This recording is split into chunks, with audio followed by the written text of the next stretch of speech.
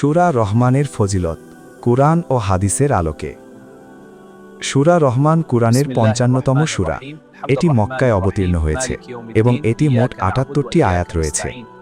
এই সূরার মূল বিষয় হল আল্লাহর অসংখ্য নেয়ামত ও মানুষের কৃতজ্ঞতার আহ্বান। আল্লাহ তাআলা সূরার শুরুতেই বলেন, আর রহমান, পরম করুণাময় আল্লাহ। সূরা রহমান ১। এই একটি শব্দই আল্লাহর দয়া, করুণা ও ভালোবাসার গভীর বার্তা বহন করে। ফাবি আইয়া আলাই রব্বিকুমা তুকাজ্জিবান। সূরা রহমানের সবচেয়ে বিস্ময়কর বৈশিষ্ট্য হল এই আয়াতটি ৩১ বার পুনরাবৃত হয়েছে। তোমরা তোমাদের প্রতিপালকের কোন কোন নেয়ামত অস্বীকার করবে? সূরা রহমান ১৩। এটি মানুষ ও জিন উভয়ের উদ্দেশ্যে প্রশ্ন। প্রতিবার এই আয়াত আমাদের মনে করিয়ে দেয় আমরা কতটা অকৃতজ্ঞ হয়ে যাচ্ছি। হাদিসে সূরা রহমানের ফজিলত।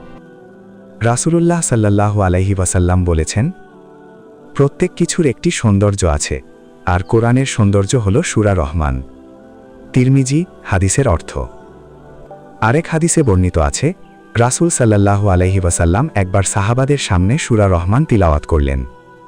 তিলাওয়াত শেষে বললেন, আমি জিনদেরকে এই সূরা পাঠ করে শুনিয়েছিলাম, তারা তোমাদের চেয়ে উত্তম জবাব দিয়েছে। যখনই আমি বলেছি, তোমরা কোন কোন নেয়ামত অস্বীকার করবে, তারা বলেছে, হে আমাদের প্রতিপালক, আমরা তোমার কোনো নেয়ামত অস্বীকার করি না। তিরমিজি।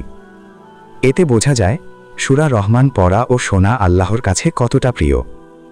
সূরা রহমান পড়ার উপকারিতা। নেয়ামতের প্রতি কৃতজ্ঞতা তৈরি করে, ঈমানকে মজবুত করে, হৃদয়ে প্রশান্তি ও সাকিনা নাজিল হয়, জান্নাতের নেয়ামতের স্মরণ করিয়ে দেয়, গুনাহ থেকে দূরে রাখে। অনেক আলেম বলেছেন, নিয়মিত সূরা রহমান তিলাওয়াত করলে আল্লাহ রিজিক ও রহমতের দরজা খুলে দেন। আল্লাহই সর্বাধিক জানেন। উপসংহার। প্রিয় ভাই ও বোনেরা, সূরা রহমান শুধু তিলাওয়াতের জন্য নয়, এটি আমাদের জীবনের আয়না। আসুন আমরা প্রতিদিন অন্তত একবার সূরা রহমান পড়ি, বুঝে পড়ি এবং বলি, হে আল্লাহ, আমরা তোমার কোনো নেয়ামত অস্বীকার করি না। আল্লাহ আমাদের সবাইকে সূরা রহমানের শিক্ষা অনুযায়ী জীবন গড়ার তৌফিক দান করুন। আমিন।